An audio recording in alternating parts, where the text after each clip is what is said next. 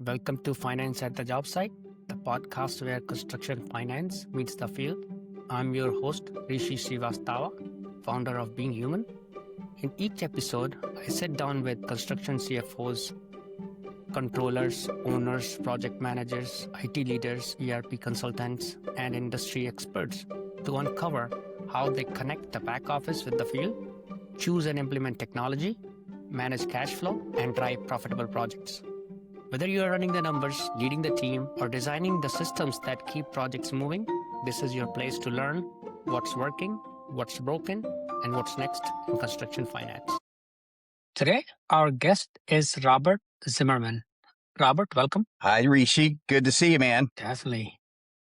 Robert's a construction tech executive and host of the ConTech Exec Podcast. The first section, Robert, here is on your career arc and credibility. You've gone from journeyman carpenter to construction tech executive. What moments in that journey most changed how you think about money, risk, and decisions on a job site? You know, most technicians, I'll say technicians when I say that, like tradespeople, they think about money to them when they work hourly. My position changed on money when I owned my own company. And so that was about 10 years after being a carpenter and working out in the field, I decided to start my own company. And that changed everything. That changes your position on, how you're funding things. You don't realize, what a difference it is between, being paid hourly, realizing the decisions that the boss was making or whatever, and finally realizing the reason why he was making some of the decisions that were made that may not have made sense to you at the time. So that was definitely when I started my own company. Yeah. Once you're your own boss, it's a very different world. Well, I always say, and I wish everybody could experience, but what it means to carry a payroll, right? Mm. When you're looking for collecting money from jobs at the end of the week, maybe something's not done. Clients are holding a check until you finish something. But on Friday afternoon, everybody's got their hand out like, hey, I worked this week, pay me. And sometimes I didn't get paid. That changes your perspective really, really quick. Yeah. You've worn almost every hat: owner, PM, operator, consultant. Which role gave you the clearest view into why construction technology so often disappoints financially? I think consulting has given me a lot of clarity on that because I'm not seeing the obstacles from one side. So when you're an owner, a lot of times you can't see the forest for the trees. You're trying to solve your problems and you've got so many other things going on just in the core business, whatever you're trying to get done. And I don't care if you're a framing subcontractor or if you're an electrician or whatever, you're really focused on being very, very good at that. So construction has never been one of those types that says, the technology that I'm using should really lead the way. It was always it's still in the expense column, right? It's not in an asset column at this point. And so it's still in the expense column. So you're not thinking of it that way.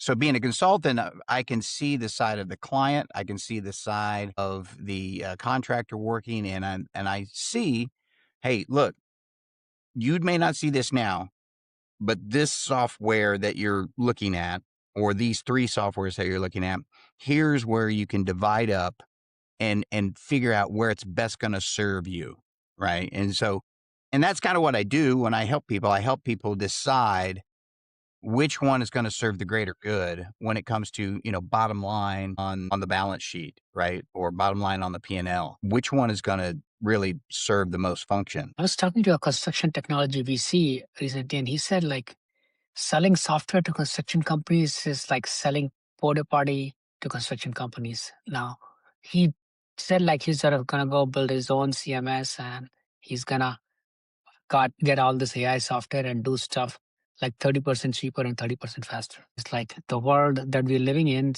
selling software is to construction companies is not worth his ROI. Well, here's the thing.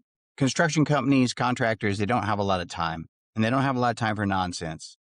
And unfortunately, in the technology world, there's a lot of noise. There's a ton of point Yeah. solutions, and there's the sales guys that go right along with it.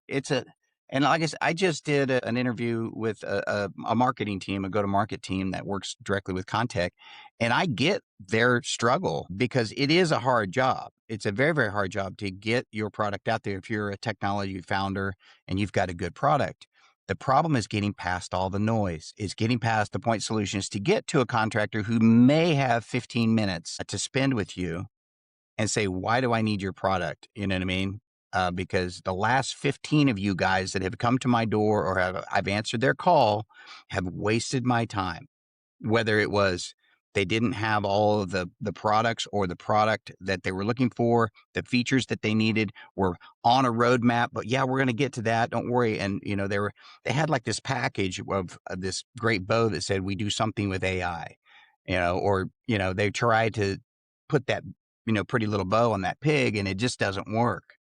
So that's the thing, guys. Anybody that's out there, if you're selling software, and I've done that, I've been on that side of the world. If you're out there selling it, guess what? You only got about maybe 30 seconds to get somebody's attention, and then you might get another 15 minutes if it's worthwhile. That makes so much sense. And we software vendors are also guilty of this. Like, we got like 10 people writing the code and 40 people selling the code. I mean, like, that, come on. We need like it to It's be backwards. different. Like, That is yeah, correct. it's like, It's why do we need so backwards. many salespeople? You know? Well, again, software doesn't do you any good if it's not in the hands of a client. It's difficult. Again, yes, and this is why I always say, VC funding or whatever type of funding that you can get for your software, go get it. Make your product as best as you possibly can, get as much input on it as possibly you can, and make as many features as you can. Don't wait. That's where you should spend that money. Make that product rock solid.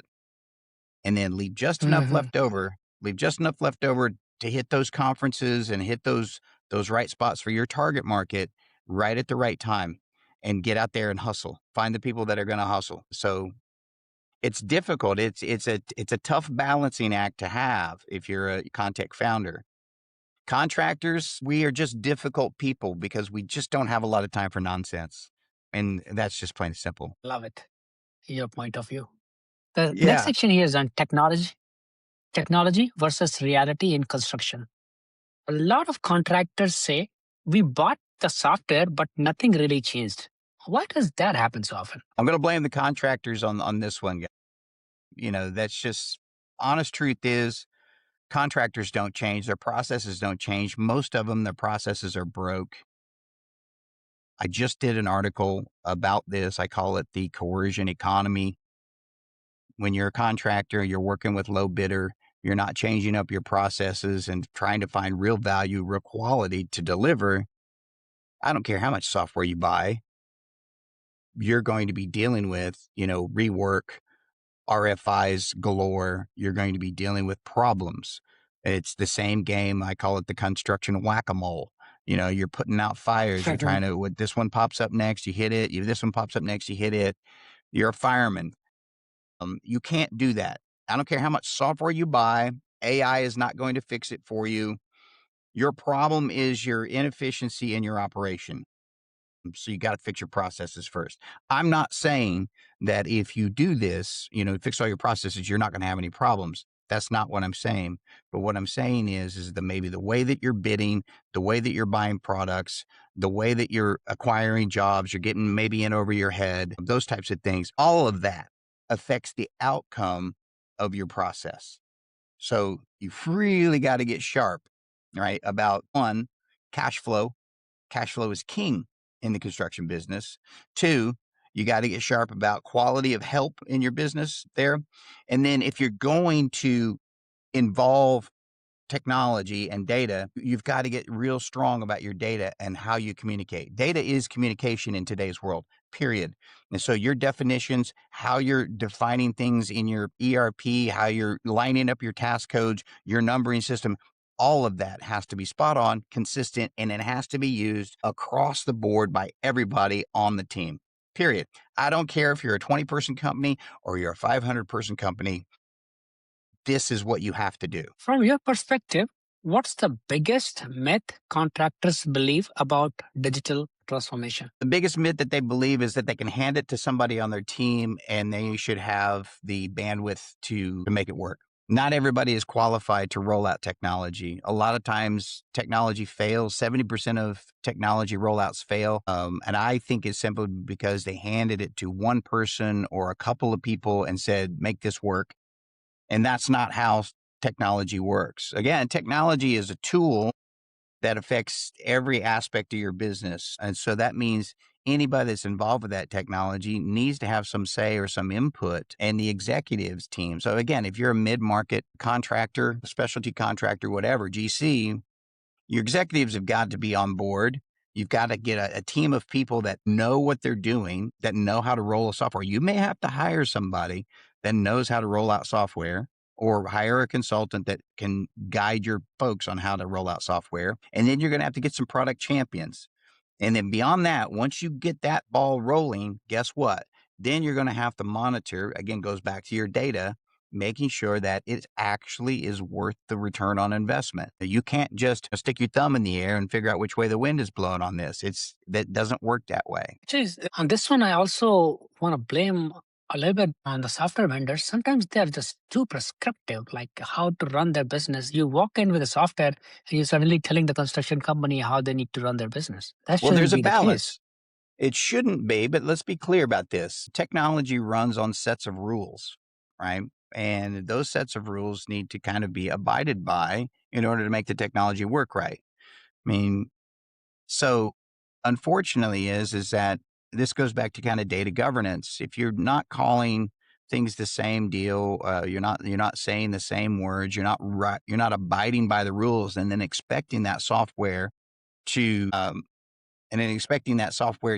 function, it's not going to happen. There is a fine line. There's a balance that has to happen between the software vendor and the contractor or the client, meaning the software vendor says, well, this is the way you should do it. Well, you're going to have to adapt your software probably a little bit to other people's processes if you can, right? You're going to need to. But that means you need to have somebody, if you're a software vendor, you need to have somebody that understands construction. If you're going to be in the construction world, you have to understand where they're going to need some wiggle room, these processes and these workflows. They're not always going to do it the same way. And you're not going to be able to tell them to do it just this way. They're going to ask, well, what if we do it this way? And then you're going to have to be able to work with them. If you're a software vendor, a founder or whatever, get somebody that knows construction, that has been out there doing it, understands the workflows, so that you can design your software to be a little bit, you got to be flexible. Yeah. As we are building our product, every new feature we build, we want to bring it as an option. We're not trying to be too prescriptive. That's one thing I'm always keeping in mind, because you walk into like contractor one, they have certain process, and you go to contractor two, they have different process, and they like both of them, we want them to be able to work with us. And that's not easy to do on the software side, right? That means you're going to have to expand functionality quite a bit. And most folks, if you haven't been on the software side of the world, they don't understand that takes a lot. I always compare it to, if you've ever been a plumber, have you ever plumbed with iron pipe? So iron pipe, you're putting fittings together, couplings together. And a lot of times what'll happen is you get one fitting tight down here, and then you're putting on another fitting here, and it moves and it loosens up this other fitting over here. Like everything that you do within the software may affect another piece of the software depending on how the code's written. So you've got to be very, very careful of that. And that's what makes it difficult. Yeah, it's not easy, definitely. So you often say technology should deliver clarity, not complexity. How do leaders tell the difference between before they buy something? But you got to do your homework. First of all, you have to know your why. Before you buy something, you have to know why you're buying it. And it's not because your buddy or your competitor is using it and you need to keep up. You need to know why you're buying it. You need to know what your processes are. That will eliminate a lot of the complexity, because then you will know the why basically tells you what the outcome needs to be. So if you're terrible with payroll and every week you're rewriting checks, or you're getting it wrong, or your prevailing wage payroll is coming up with bad reports and you're in trouble, may need some help in that area. So your selection, depending on where that's going to be, like if you're struggling with prevailing wage and things like that, first of all, you need to get somebody who's competent in the prevailing wage, but you also need a software that handles prevailing wage very well within that municipality. And you need to, that needs to become, that's your clarity point, right? My clarity point says this payroll does all this stuff and it helps with this prevailing wage, makes that easy. That's clarity. But you had to have the why first. Yeah. Also, like having a free trial of a software is kind of important. I've started realizing, because even though a lot of times it doesn't work out for the software company, being willing to let the person test your product before fully committing is kind of important in my view. Yeah, I do. I agree.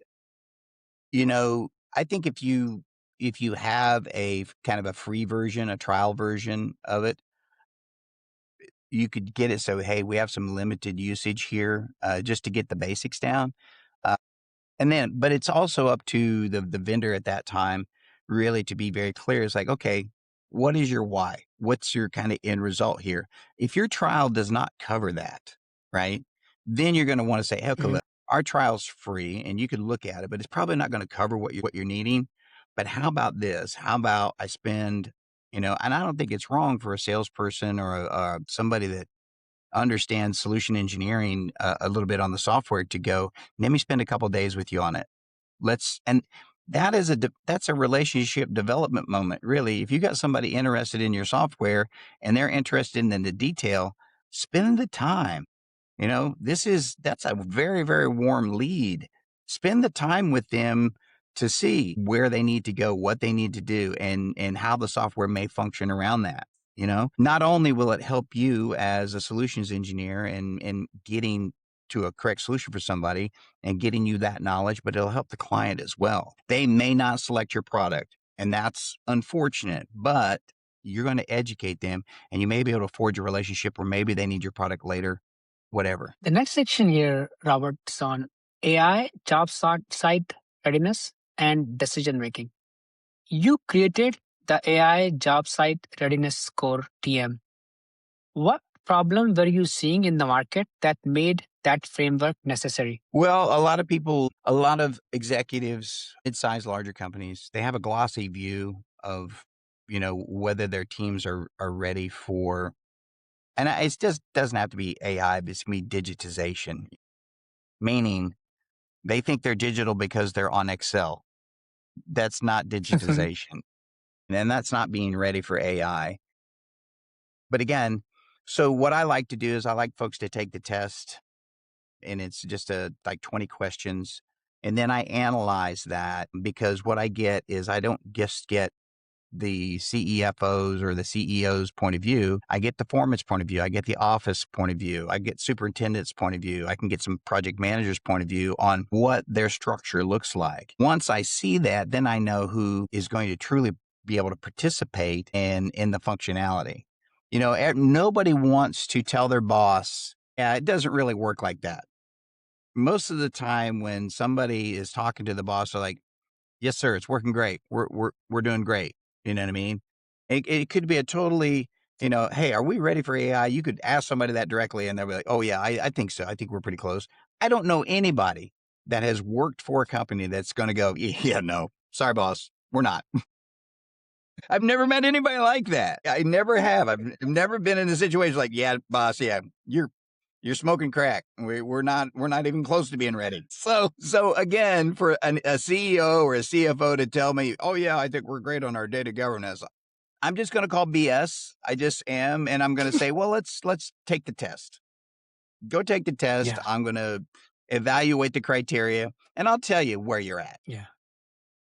When contractors say we are not ready for AI, what are they usually actually not ready for? They're not ready to get rid of their Excel database, their Excel spreadsheets, their processes. I literally had a company I worked with. They have all of these great technologies, kind of bolted together.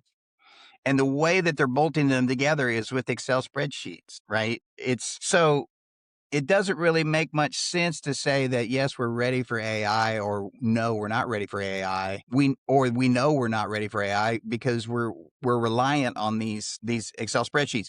And I don't like to bash Excel because I love it just like everybody else loves it. It's easy to use, but it's good for one person, maybe two, to share. And that's it. It's not good for an entire company to rely on, or to say that I can pull data from, Dave's spreadsheet over here. Because once you're tied into that thing and one little thing breaks, only Dave knows how to fix it, right? And so that's a problem. And that's, that's siloed, that's fragmented data. There's a reason why they created APIs. There's a reason why people do a lot of heavy work on these integrations, is because you don't want that unsecured piece, of the data flow. You don't want that. It needs to be locked down so that you can perform an audit trail, so that you can look back and go, well, how can we validate that data? So you have to have that. And to be ready for AI, or what AI will become for these companies, you have to have everything like that and that data structure locked down. Again, AI functions on rules just like anything else, right? And the way that we train it is just as rule-based as, rule-based as, we're going to play soccer, we're going to play by the rules. We're going to play baseball, we're going to play by the rules. It doesn't matter. You got to set a rules for a reason. And it's to make the game, or to make the business organized. So glad that you talked about like that weakest piece, maybe that Excel file that everyone is relying upon. Making the systems connected is so important, right? And you have suddenly like a really bad integration, suddenly the things are gonna be not as reliable as you would hope for. Right. Well, let's put it this way. If you're pulling a CSV file out of one program, one software, one platform, whatever, to generate a report, and then you're dropping that report into an Excel sheet or whatever, immediately that data is subject to corruption, because any of those cells inside of that data can be changed by whoever has access, to that file. Even the person, maybe there's one person, there is an accountability level struggle. But then also, when you take that and then you put it into another space, and you have to manipulate it, maybe move a column around over here in order to get the CSV to fit, that's another problem. It's unstructured data. What are the non-technical blockers? Culture, data quality, workflows that prevent AI from delivering value. Non-technical. We kind of talked about this early on. Non-technical blockers is some of our procedures that we have. Like I said, I just wrote an article on it.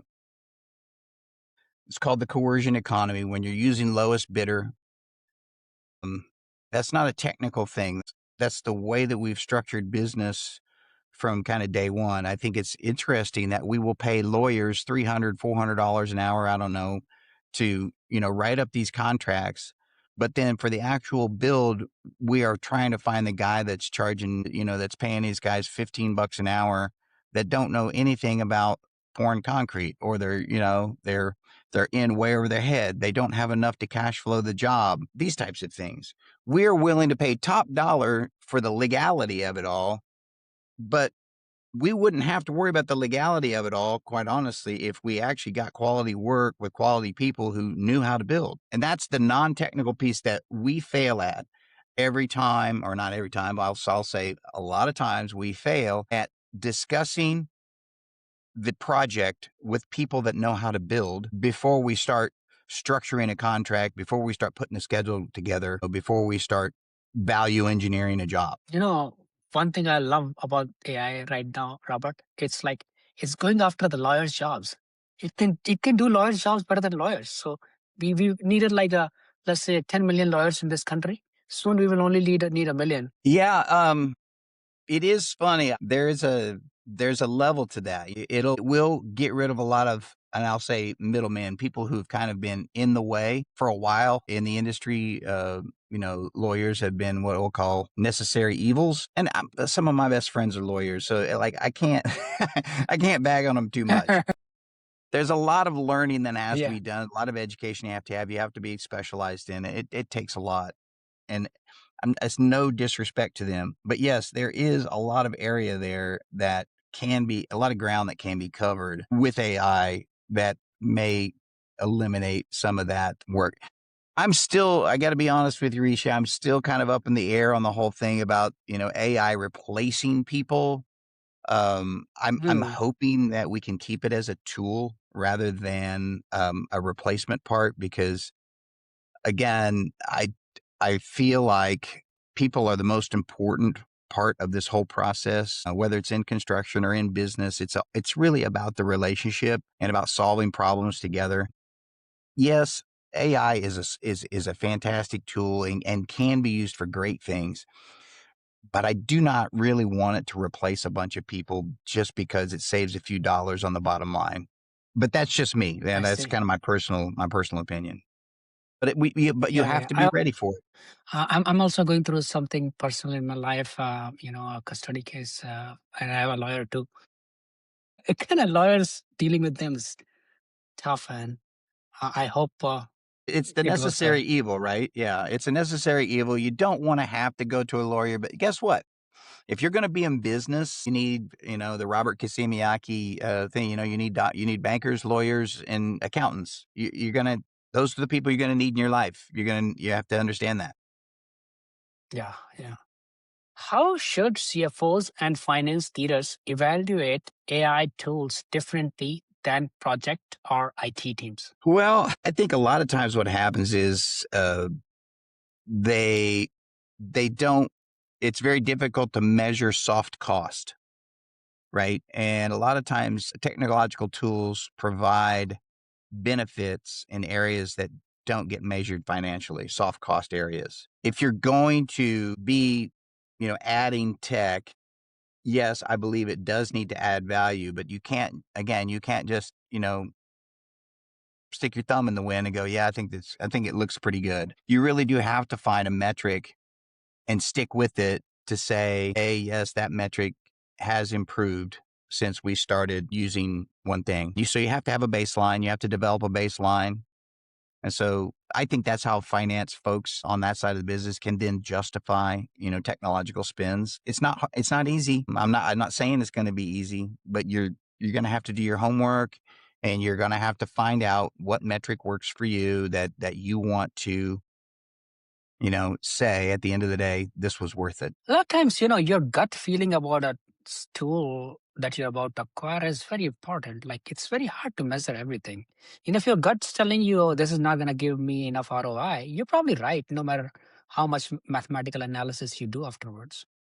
Yeah. And I always say when you're measuring something, you don't try to measure everything. Measure one thing. Mhm. One of my first bosses was saying, if you just measured one thing on a job, it would probably tell you a lot about the whole job, right? Whether that would be Mm. productivity or clock in, clock out times, those types of things. Like if you really kept an eye on one thing, it would probably tell you a lot about the culture and the dynamics and what was really going on that job. I mean, stop and think about it. Say if you're tracking attendance on a job and you've never tracked attendance before, and then you start to see trends and you're like, every Friday there's one guy who's missing or a couple of folks are always missing on a Friday. You kind of, and maybe the only person that has ever seen that before is the foreman, right? But they kind of let it slide because maybe they need that guy or they need that person. Once you start measuring it, then you start to get a really good view of, okay, maybe this is how it's always going. Do we like that or do we not like it? Are we going to be okay with that in our culture?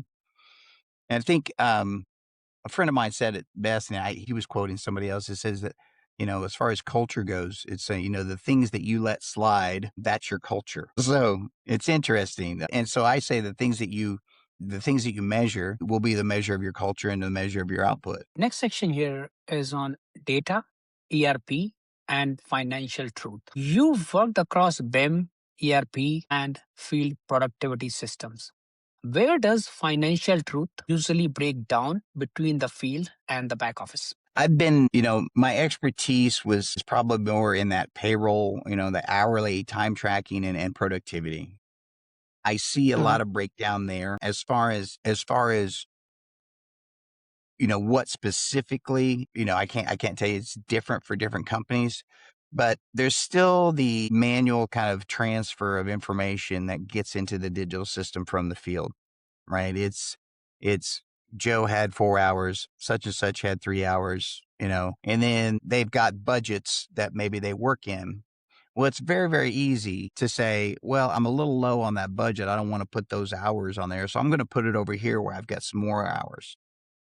And so what happens is that starts to get skewed a little bit. So maybe your hours don't really represent what's really happening on that said cost code. And maybe it's one of your biggest money makers, right? Or maybe it's one of your biggest money losers, but you wouldn't know because you're not necessarily getting exact or truly accurate because somebody doesn't want to look bad during the week, right? And so they just don't want to have to deal with that phone call. Why are you over 4 or 5 hours on said cost code? Or why are you over 40 hours on said cost code? So they don't want to have to deal with this. So they just shuffle the numbers. I call it the number shuffle. So again, that's where that can happen. And so sometimes from a financial, ERP standpoint, if you're sitting there trying to crunch some numbers and figure out what jobs or what is your limit, like what jobs are going to make us money and how small can we go? Should we take a $50,000 job? That probably doesn't make us any money. We should probably only take the $100,000 jobs and up, right?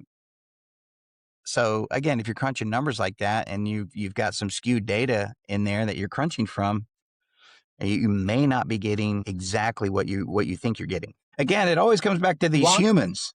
These humans we're a problem. Yeah, the data needs to come from the humans into these systems. Yeah, and it has to be accurate. And so you got to do your best to try to make sure that it's accurate. So yeah, I think that's the ultimate breakdown. Yeah. Also, like the incentives of the field people sometimes are not necessarily aligned with the incentive of the back office, right? So that could create issues where fields not trying to look bad on certain cost code, and trying to fudge numbers. Well, you have to understand too, what incentive is to somebody may not be incentive for that person. I've worked in the field a long time and I know a lot of these guys and, had some of the same mentalities early on was I wanted to fill out my time card and go home. I had beer to drink and fish to catch, those kind of things. Those are the things so my incentive was get this thing done as fast as I could and head out because I could really care less.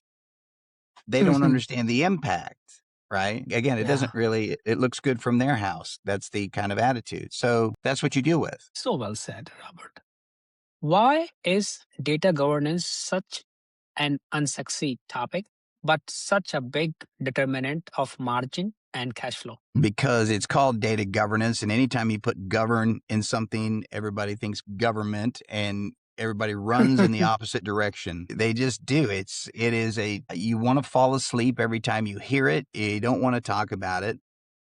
It is a boring job to try to figure out how you're going to name files, how you're going to, use the same definition and the same words for things that are going to become your data. That is a boring job. So you have to find somebody you have to find the right people that dig, organizing, that really are, exact in their detail to really say, this has to be this way. But then there's a balance to that. You also have to find somebody that says, this is good, this is done, right? There's no such thing as perfect. It has to be done, right? So they have to find that little bit of a balance in that person. I think a lot of times what people get into is when they get people like that are very exact and very detailed, they get way into the weeds and they can never finish. Data governance, the only way that you're going to get to good data governance is to say that 80% is better than 0, right? You're always going to be tweaking a few here and there. It's never going to be perfect. Get the people that are okay. Get it. Hey, is it 80%? Do you think we're 80% there? Good. We're done. Stop. We'll move on down the road. Because right now, if you don't have any data governance and your stuff is all over the place and you're totally unstructured in your data, you got to start somewhere because right now you're at 0. What do you think if we hire a bunch of DMV people for data governance? You can't hire C students for this kind of thing. So they have to be smart people. Nothing against DMV people. No, you can't. You can't. Again, that's not it. Somebody has to be interested, data analyst, somebody that says, okay, I know how to get this right. This is how we structure it. So that way I can read it afterwards. So you have to be people. It can't be, it's not a data entry job, right? It is a analytics type of job, I think. Okay. Makes sense. If a contractor only fixed one thing about their data before investing in AI, what should it be? I think standardizing your cost codes and Mm, standardized cost codes, that's the base. That's where you make your money. You make your money on your standardized cost codes. So that way there is no question beyond that. Standardize your cost codes and then standardize the how you collect it and enter it, and let everybody know that, look, you're not going to get in trouble if you if you do it accurately and you're over on these hours over here. Again, you've got to be able to get the raw data that is correct to find out where your weak points are. So yeah, standardizing cost codes is I think number one. makes so much sense. The next section is on ROI, risk, and executive accountability.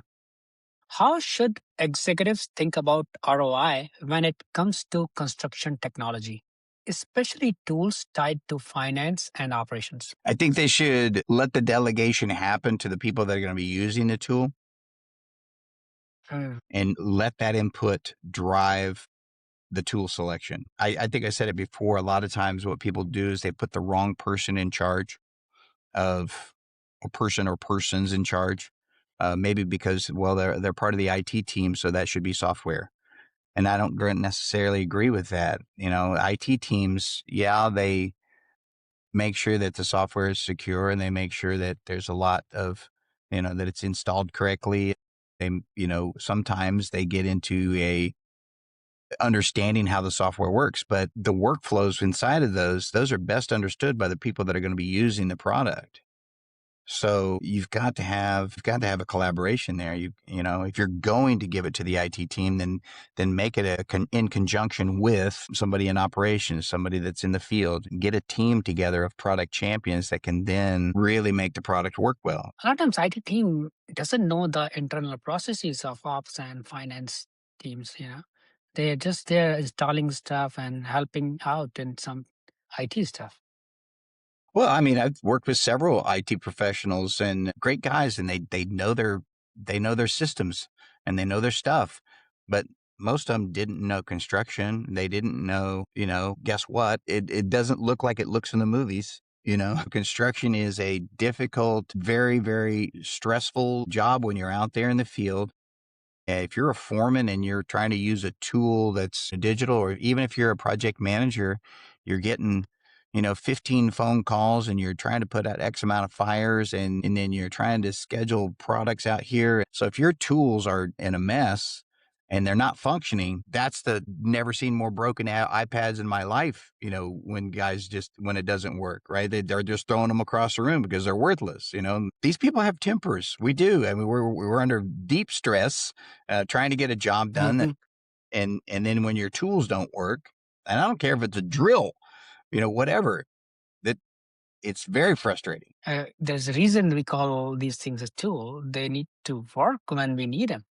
That is correct. And there is such a thing as the right tool for the job, right? There is such a thing. Yeah.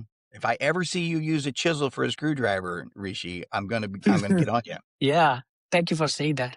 Actually, I'm about You're to go and do some wood cutting, and I'm gonna use some saw. So my friend was like, "Watch the safety video before you come." Yeah, dude. Yeah, that's definitely watch the safety video. Try to keep all your digits intact. That's always a good plan when you're working with those things. Yeah. In your experience, what's riskier?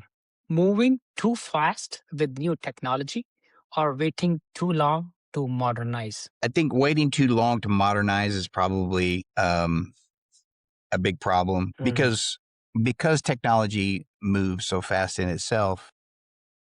If you're waiting too long, you were never really even in on the ground floor of a product to know kind of how it functioned from the beginning.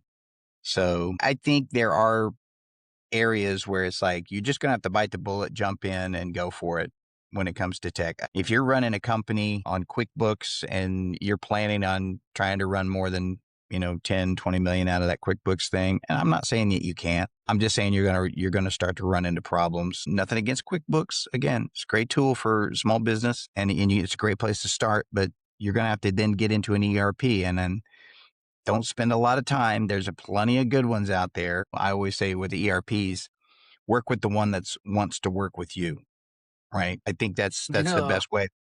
Because I think that's where you're going to get the best support, which is what you need if you haven't, been in an ERP before. In personal life as well, a lot of times, like, people are chasing other people who don't care about them. And then this other person right here, she's right there for you always. And why are you overlooking her? And trying to go after all these other people who don't care about you and don't respond to your messages. Yeah, I get it. And again, it's a relationship business. And, a lot of times those support teams, you may not be working with them up front. You might be working with a great salesperson who's there for them. What you do have to find in the background is you have to find out how well you're going to work with support, meaning how well we're going to work with a team that we're in basically have a relationship with after we buy the product. That's what I want to know. Like, you can send your salesperson to me all day long and I'm like, okay, I hear you. It's a tough job. I get it. I'm going to give you a listen. But before I put my money down on this thing, I want to talk to the help desk. I want to talk to the people who are going to be supporting my product because I want to know if I can get along with those folks. Because if I can't get along with them and I can't get you on the phone, or if we can't exchange emails without it taking 3 days for you to get back with me, that's a no-go for me. It makes sense to me. And one thing I've personally noticed in construction technology, maybe it's just this industry, like there's just too many salespeople versus like support or product people. Well, I don't know that, support departments, I feel for them because they're often the complaint department, right? You don't really get the good news in the support department, right? You don't always get the attaboy there. So that's a tough job too. So again, you got to have thick skin, just like, sales, you got to have a bit of thick skin. In the support department, you got to have thick skin, but you also have to have the attitude of, I don't care how bad this person treats me. I'm going to fix this problem. Yeah. Yeah. But I think, again, as an industry, as a construction tech employs far too many salespeople. That's my point here. We need to kind of cut some of these salespeople and have more support people. Yeah, I think there is a lot of marketing. I call it the noise. I think there's a lot of noise out there, but you're never going to get, I don't think we're ever going to get there because people want to be a part of the gravy train. And that's a big part of the gravy train. The last section here is looking forward. And this is the last question as well, Robert. Over the next 5 years, what will separate contractors who win with AI and technology from those who fall behind?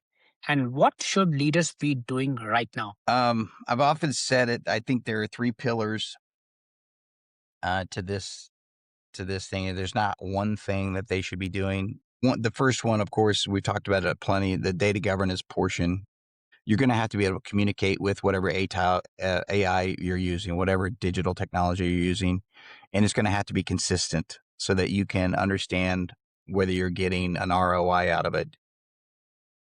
2, you're going to have to train your people to also understand what that language means, what that communication level means, what data governance means to the company and to them as they move forward in their careers, because AI is not going anywhere. Digital systems are going to become more and more prevalent in their lives if they're not already.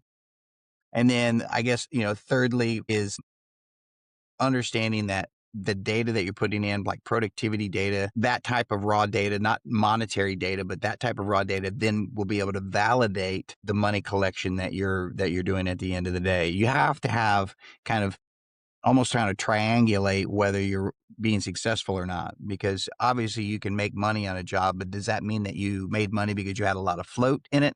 Or is it because your margins were too high and you had a buddy deal and they were just going to give you the job anyway? So there's a lot of factors there. So you've kind of got to triangulate in on why you're making money. And then that goes back to that data governance, training the people to understand why it's important to get it right, and then measuring the right things. And looking at the amount of investment these companies are getting, OpenAI just raised $120 billion.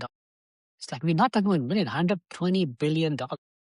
I mean, Yeah, I'm kind of still investment wondering. that's going in here. Go ahead. Yeah, I'm still wondering if that is. I mean, obviously, that's not a drive on demand for the product at this point. There's something that's driving it. I don't know what it is, whether it's some sort of military, national security thing. There's something driving this bus in this direction. I don't know if it's a wise direction, but there's something driving the bus. Obviously, when people are investing that kind of money, they think they're going to get a lot of money back out of it. Like I said, it's not going anywhere. We're not going to invest trillions of dollars into something and go, it was a good try. This is just not going to happen. Exactly. Like when you start putting that kind of money, you know that this technology is not going to go anywhere. That's right. So we better try to learn how to live with it. And so that's why I say with construction companies, train your people, understand why data is important. You understand why data is important. Everybody else should too. We need to understand that the data is the only way we're going to be able to communicate with this, what I call the age of AI, and to communicate correctly.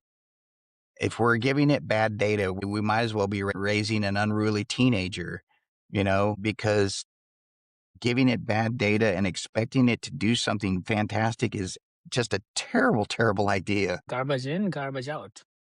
Right. And like I said, you raise your kids and you try to teach them right from wrong. And so you don't put up with too much, right? You have to give them the right information so that they understand how they use it, because they're humans is going to be different.